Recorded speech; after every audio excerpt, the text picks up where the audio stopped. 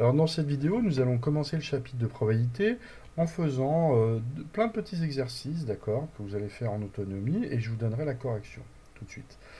Donc ça permettra de revoir un peu toutes les notions que vous avez vues au collège les années précédentes et puis peut-être de préciser certaines choses. Donc le principe, je vous affiche l'exercice, vous arrêtez la vidéo, vous faites l'exercice et vous le corrigez. Donc là voilà, arrêtez la vidéo, faites cet exercice et on se retrouve tout de suite. Alors, déjà, qu'est-ce qu'une probabilité? Eh bien, les probabilités, la théorie des probabilités en mathématiques, ça vient de la théorie des jeux, d'accord? C'est les premières personnes qui ont demandé aux mathématiciens de réfléchir à la probabilité, c'est-à-dire chiffrer les possibilités d'avenir, hein, c'est quand même pas rien. Eh bien, ce sont les joueurs qui voulaient savoir comment répartir les gains si on s'arrêtait avant que la partie soit finie, savoir s'il fallait continuer à jouer ou pas dans tel ou tel cas, voilà. Et donc, ils ont demandé des outils un peu rationnels à des mathématiciens. Dès qu'on veut des outils rationnels, on appelle les mathématiciens. Et Pascal et d'autres ont bien réfléchi et commencé à produire des possibilités de modélisation de ces calculs de probabilité. Donc là, on va faire un exercice qui vous demande donc de classer. Alors, une probabilité, c'est un nombre entre 0 et 1. 0, la probabilité de 0, c'est quand l'événement est impossible. Et on a une graduation jusqu'à 1, qui est un événement certain. Donc, on vous demande de classer ici un certain nombre de probabilités sur cette échelle. Alors, il va y avoir parfois, comme dans ce coup-ci, obtenir face quand on lance une pièce de 1 euro. Si voilà, on prend une pièce équilibrée, eh bien, on sait que puisqu'il y a deux faces, on a une chance sur deux de tirer face. Donc là, on peut vraiment chiffrer la probabilité hein, comme étant la proportion de l'événement tiré face sur toutes les issues possibles, hein, puisqu'on est en équiprobabilité. Je vous rappelle que l'équiprobabilité, c'est quand aucune issue n'est favorisée. Ici, ma pièce est équilibrée, eh bien l'issue face ou l'issue pile, aucune des deux n'est favorisée. Donc je suis en équiprobabilité et je vais donc calculer par proportion la probabilité de tirer face, c'est 1,5. Donc là, je peux chiffrer vraiment la probabilité. Donc le 1, je le mets là. Ici, le 2, l'année 2025 débutera un 1er janvier. Eh bien, toutes les années commençant par un 1er janvier, je vais pouvoir dire ici que, on va noter P1, P2, d'accord, P2 est égal à 1.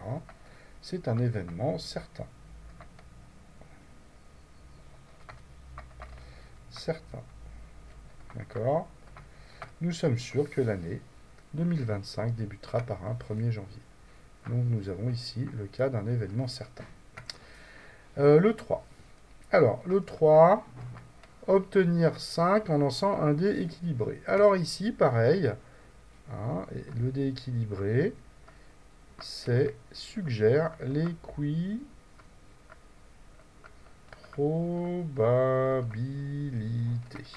L'équiprobabilité, on a vu, ça veut dire que aucun tirage n'est favorisé parmi les 6 faces. D'accord? J'ai autant de chances de tirer un 1, un 2, un 3, un 4, un 5 ou un 6. Et donc je calcule la probabilité par proportion. J'ai donc une chance sur 6 de tirer un 5.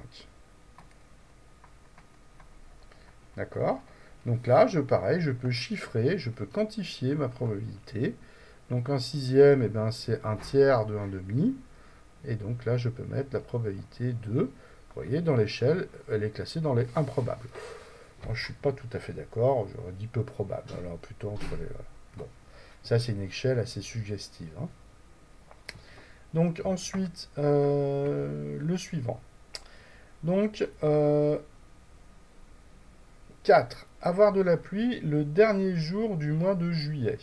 Avoir de la pluie le dernier jour du mois de juillet. Alors ça, c'est vraiment quelque chose qui... On pourrait le quantifier. Hein.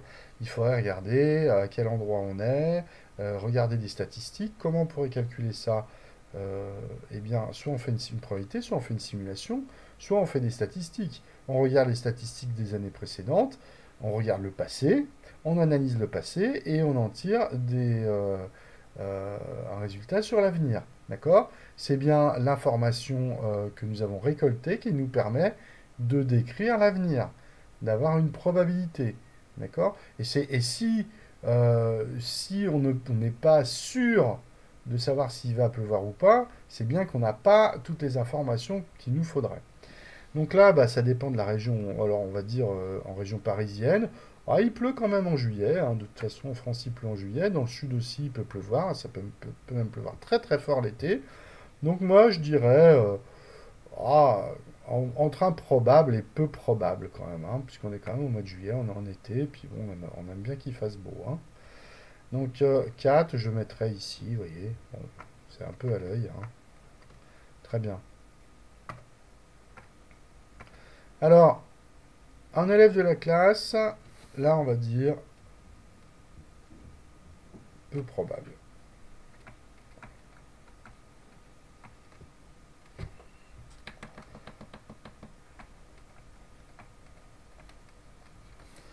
D'accord. Le 5.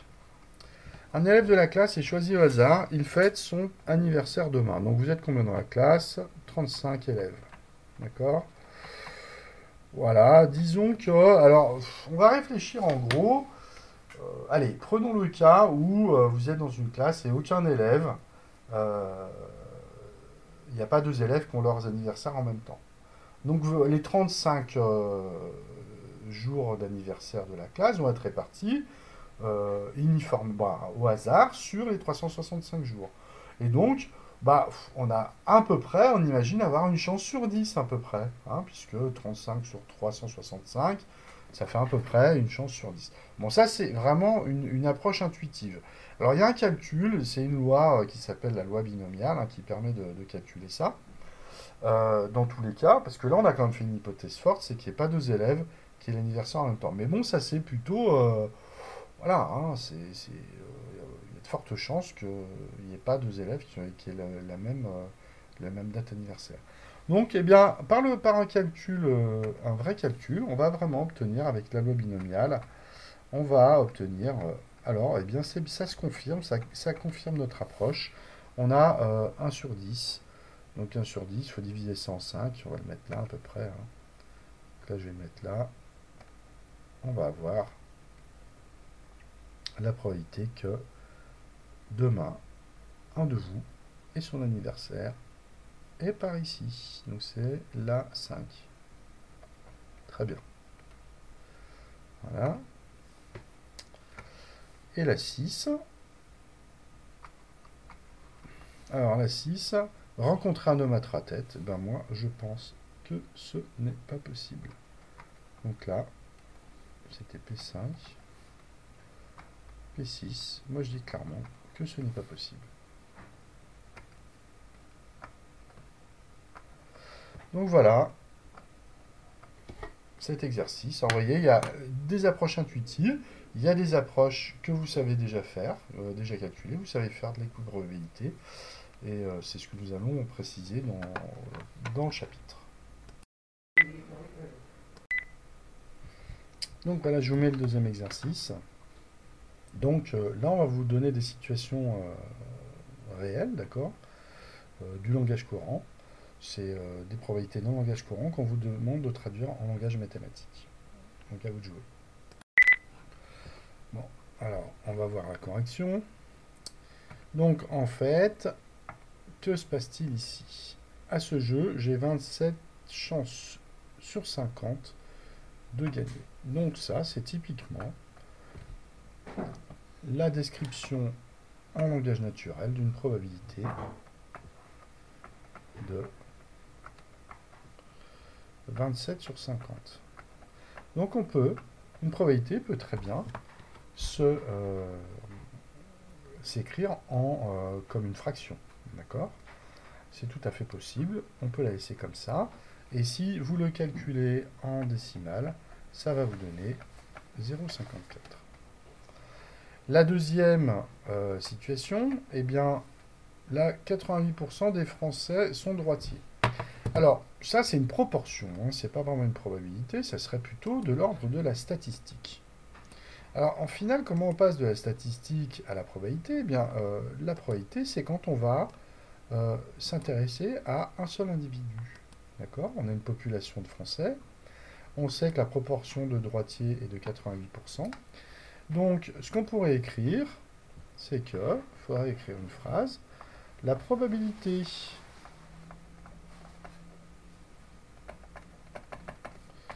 qu'un Français choisit au hasard soit droitier est P2 est égal à 88 centièmes. D'accord? Je rappelle que 88%, c'est tout simplement 88 centièmes, ce qui fait 0,88. Très bien. 3 Américains sur 10 ne parlent pas anglais en famille. 3 Américains sur 10, donc là aussi, on a une proportion, d'accord? Donc, la probabilité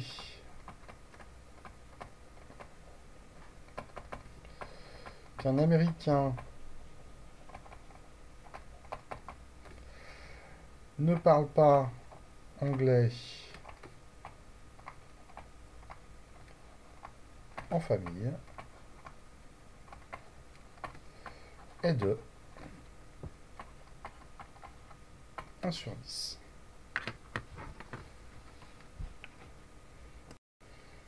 Et donc, quand on vous dit que sur 5 étudiants, 3 ont des difficultés à trouver un logement, ici vous avez pareil, une proportion, on vous renseigne sur une proportion de la sous-population des étudiants qui ont des difficultés à trouver un logement parmi la population totale des étudiants.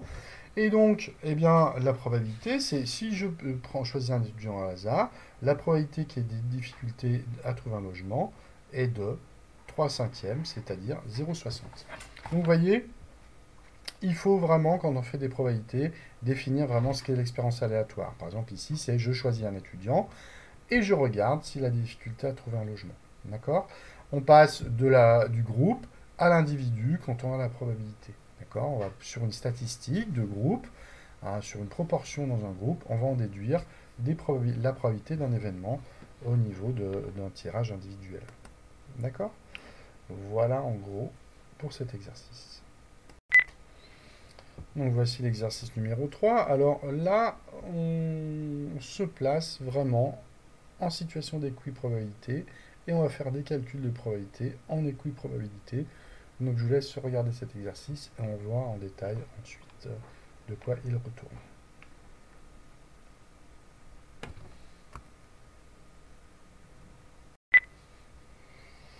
Alors, considérons cette expérience aléatoire. Donc j'ai une urne, dedans j'ai 3 boules bleues, ok, j'ai 5 boules rouges et j'ai 12 boules noires.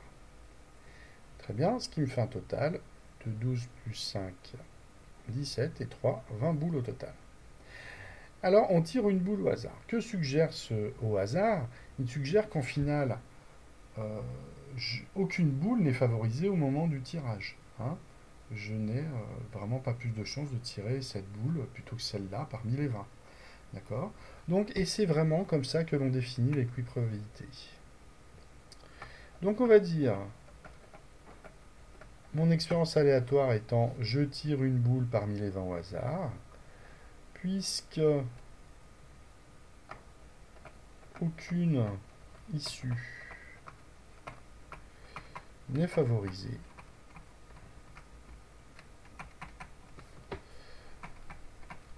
nous sommes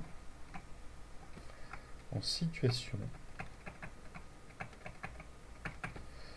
d'équiprobabilité. C'est-à-dire que chaque boule a la même probabilité d'être tirée. Alors comment cela se traduit-il au niveau des calculs de probabilité? Eh bien, le calcul de probabilité en équiprobabilité est très simple, et je vais vous le rappeler, vous l'avez déjà vu. Eh bien, tout simplement, en situation d'équiprobabilité, la probabilité d'un événement, eh bien, on compte le nombre d'issues favorables à l'événement, et on divise par le nombre total d'issues. D'accord? Donc on va calculer en proportion la probabilité. Voilà, donc on va appliquer ça à nos deux exercices. Le 1, donc le 1. Quelle est la probabilité d'obtenir une boule rouge? Donc la probabilité d'obtenir rouge, on va dire l'événement c'est la boule est rouge. La boule tirée est rouge. Eh bien, j'ai combien de boules rouges? 5 boules rouges parmi 20. D'accord. Et 5 boules rouges parmi 20, si je multiplie par 5, ça me fait 25 centièmes, c'est-à-dire 0,25. 2. La probabilité de l'événement, la boule tirée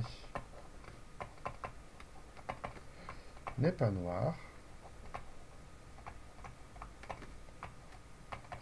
Eh bien, cela va être... Alors, combien j'ai de boules qui ne sont pas noires? Il faut ajouter les boules bleues. On va les noter en bleu. 3 plus les boules rouges. Voilà les boules qui ne sont pas noires. Hein? Et bien sûr, je divise par le nombre de boules totales. Donc ça fait 8 sur 20. Pour passer de 20, pour passer en centièmes, je multiplie par 5. 5 fois 8, 40 centièmes est égal à 0,40. Donc là, je peux vous mettre le même calcul ici. 5 vingtièmes, ça fait 25 centièmes. Et c'est égal à 0,25. Voilà comment on calcule par proportion, tout simplement, en situation d'équiprobabilité. Par contre, il faut vraiment nommer l'équiprobabilité en disant qu'aucune issue n'est favorisée au moment du tirage. Alors maintenant, nous allons modéliser le tirage d'un dé truqué. Donc la modélisation, comment va-t-on modéliser une expérience aléatoire? Alors, première chose, il faut décrire l'univers. L'univers, c'est l'ensemble des issues possibles. D'accord? Donc ici, vous tirez un dé à 6 faces et vous observez la face du dessus. Eh bien, l'univers qui est noté oméga, et c'est l'ensemble 1, 2, 3, 4, 5, 6. D'accord? Voilà toutes les issues possibles de mon expérience aléatoire. Donc je nomme l'expérience aléatoire, je décris l'univers. Et ensuite, eh bien, pour chaque issue, nous allons associer un nombre entre 0 et 1 qui est sa probabilité. D'accord? Et il faut vérifier une chose. Pour que ceci soit vraiment une loi de probabilité, il faut que la somme des probabilités de toutes les issues doit être égale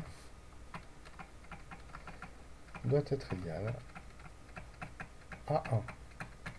D'accord? Bien sûr, parce que sinon ça veut dire qu'il y a des recoupements d'événements.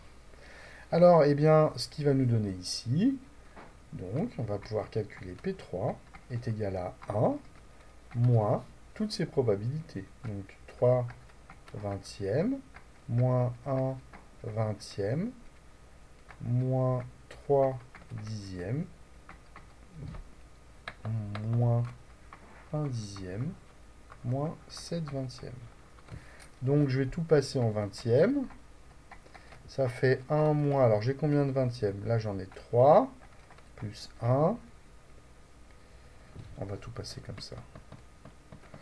Alors, 1, c'est combien de vingtièmes?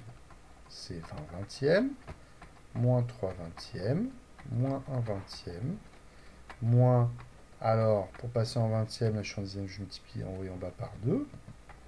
Donc, ça fait 6 vingtièmes, moins 2 vingtièmes, moins 7 vingtièmes. Donc, ça fait 3 plus 1, 4. plus 6, 10, plus 2, 12, plus 7, 19. Donc P3 est égal à 1/20. Voilà. Donc en résumé, ici, nous ne sommes pas en équiprobabilité. Donc on ne peut pas faire de calcul de probabilité avec l'équiprobabilité. Il va falloir donc modéliser notre expérience aléatoire à l'aide d'une loi de probabilité. Donc déjà, on décrit l'expérience aléatoire par l'univers des issues possibles.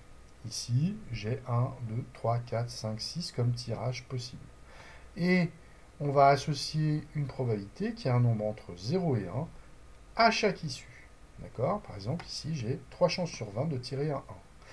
En faisant attention que la somme totale des probabilités de toutes les issues possibles de mon univers fasse 1, bien entendu. Alors, voilà un exercice qui est un petit exercice de rappel sur les calculs avec les pourcentages. Et on va aller doucement vers les probabilités. Voilà, donc on va faire la correction. Donc, ici, on vous dit que 20% de 150 personnes déclarent avoir peur en avion. Alors, comment calculer un pourcentage? Il y a plusieurs façons. Donc là, eh bien, on peut se dire que 20%, c'est 1/5 de 100. 20, c'est 1/100 de 100%. 20%, c'est 100. Donc, je vais prendre 1/5 de 150. C'est-à-dire, je vais diviser 150 par 5. Ça va me donner 30%. Voilà. Ça, c'est le calcul que je ferai de tête. Donc, je ne l'écris pas. Si maintenant, on veut se souvenir du calcul qu'on avait vu dans le chapitre sur les pourcentages, eh bien, 20% de 150, c'est égal à 20 centièmes. Je vous rappelle que 20%, c'est l'écriture en centièmes de 20 sur 100. Donc ça fait 20 sur 100, 20 centièmes de 150. Et ça, c'est tout simplement 20 sur 100 fois 150. Voilà, donc vous tapez ça. Vous calculez 20 centièmes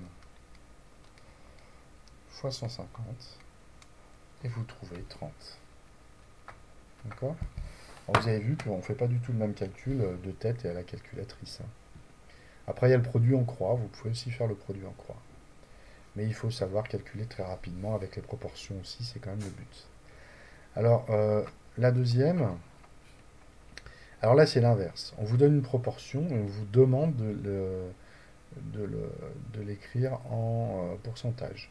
Donc en fait, ça revient à passer une fraction en centième. Donc on a vu que c'était assez simple.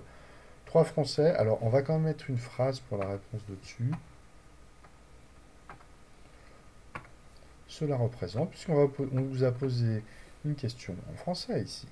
Nous avons traduit en mathématiques pour faire le calcul, mais il faut répondre dans le langage où on vous a posé la question. Cela représente 30 personnes. Très bien. La 2. Donc là, on disait 3 Français sur 10 ont les yeux bleus. Donc 3 sur 10, vous voyez, j'ai cette proportion en dixième. Je veux, en fait, passer en centième, puisque c'est un pourcentage. Donc je vais multiplier en haut et en bas par 10. Et là, je vais tout simplement avoir 30 centièmes, et ça, c'est égal à 30%. Et donc, vous pouvez écrire, cela représente 30% des Français. D'accord? Donc, vous voyez, le pourcentage n'est autre que l'écriture en centièmes de la proportion entre la sous-population, les Français qui ont les yeux bleus, sur la population, les Français. Alors, 3.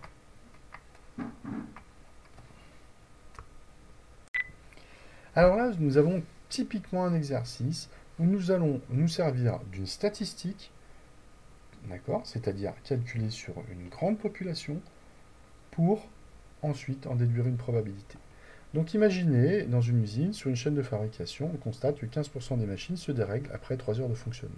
Alors qui va faire ça? Par exemple, le service de qualité de l'entreprise, il va faire des statistiques et il va demander à chaque opérateur de noter au bout de combien de temps se dérèglent les machines. Et ils en arrivent à la conclusion que 15% des machines se dérèglent après 3 heures de fonctionnement. Et là, on passe à la probabilité. Donc la probabilité, ce n'est plus, c'est plus une statistique, j'étudie plus une population. Je prends une machine au hasard et je regarde ce qui se passe. Et donc, eh bien, puisque je prends une machine au hasard, je vais pouvoir dire que la probabilité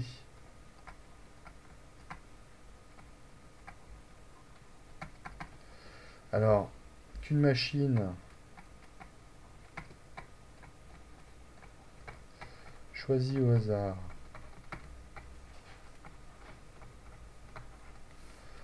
se dérègle après 3 heures est de P égale 0,15, bien entendu. Puisque la proportion de machines dans la population qui sont déréglées après 3 heures est de 15 sur 100. Puisque je suis en situation d'équiprobabilité, eh bien, je vais pouvoir tout de suite passer de la statistique à la probabilité. Voilà pour cet exercice.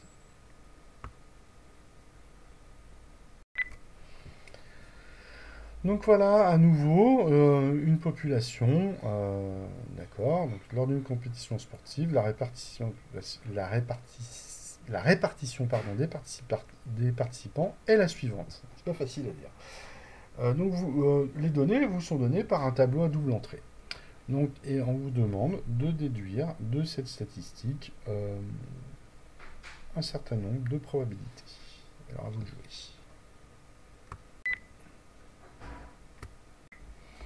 Alors, ce qu'il faut bien voir dans un tableau à double entrée, c'est déjà la population qu'on étudie. Là, on étudie la population des participants à cette compétition sportive. Et on va les regarder selon deux caractères. D'accord? Chaque individu va être observé selon deux caractères. D'abord son genre, est-ce que c'est un homme ou une femme? Ok? Et aussi sa provenance. Donc il y a des participants qui viennent de Gironde et d'autres qui viennent des Landes. Donc ce qui manquait dans ce tableau, c'était ce qu'on appelle les données marginales, c'est-à-dire les totaux. Et bien ici, par exemple, on va travailler en colonne. Il faut bien savoir que la population d'hommes s'élève à 46, puisque j'ai 29 hommes en Gironde qui viennent de Gironde et 17 des Landes. Quand j'ajoute, j'ai 46 hommes. De la même manière, on fait la somme en colonne pour les femmes. J'ai donc 112 femmes au total. Ce qui me donne 46 hommes plus 112 femmes, 158 participants. Ici, nous avons population, c'est 158 participants. Voilà, alors ça, on a fait le calcul en colonne. Maintenant, il faut quand même vérifier en ligne. De toute façon, il nous faut les totaux. Donc, puisque j'ai 29 hommes et 72 femmes qui viennent de Gironde, j'ai donc 107 participants qui viennent de Gironde. Puisque j'ai 17 hommes et 34 femmes qui viennent des Landes, eh bien, j'ai 51 participants qui viennent des Landes. 107 plus 51, 158. On a bien le même total en ligne, en colonne, tout est respecté. On dit que notre tableau est fermé et nos calculs sont contrôlés. D'accord? Donc là, voilà, on a une statistique, ce qu'on appelle avec un tableau croisé, c'est-à-dire qu'on observe deux caractères différents sur chaque individu de notre statistique. Alors maintenant, eh bien, en pareil, on va faire des probabilités. Donc vous avez ce groupe de personnes, et maintenant vous prenez une personne au hasard, vous passez donc du groupe à l'individu, nous passons de la statistique à la probabilité. Nous connaissions la caractéristique du groupe, nous allons traduire ça sur une probabilité. Donc je choisis une personne au hasard, puisque le hasard ici suggère que nous sommes en situation d'équiprobabilité. Donc on l'écrit, nous sommes en situation d'équiprobabilité. D'accord? Alors, comment on va calculer les probabilités? Ben, tout simplement, par proportion. Donc, quelle est la probabilité que la personne choisisse soit un homme? Il y a combien d'hommes? 46 hommes.